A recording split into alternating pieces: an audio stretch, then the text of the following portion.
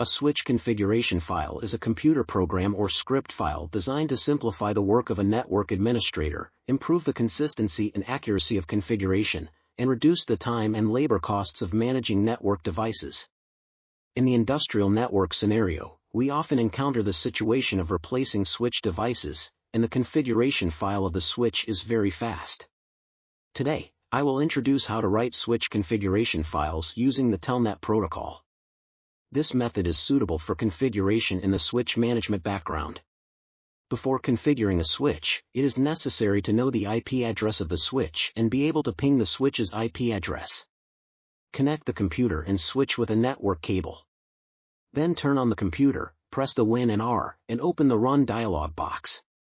Enter CMD in the dialog box and enter the command prompt program. Enter ping 192.168.3.206 in the interface to check if it can communicate with the switch. Enter Telnet 192.168.3.206 again. This string of characters means that the switch is configured using the Telnet protocol, which defaults to enabling the computer's Telnet service. Press Enter to enter the switch configuration interface. First, log into the switch, enter the username and password of the switch, and then press Enter. Enter Show Running Config will display the running configuration.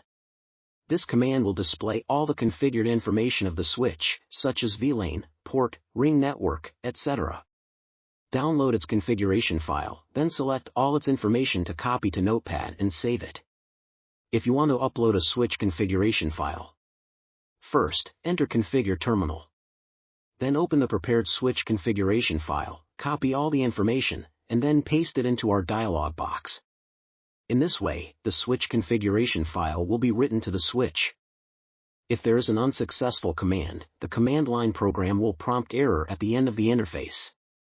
You can choose to delete or change it to the correct command to complete the switch configuration.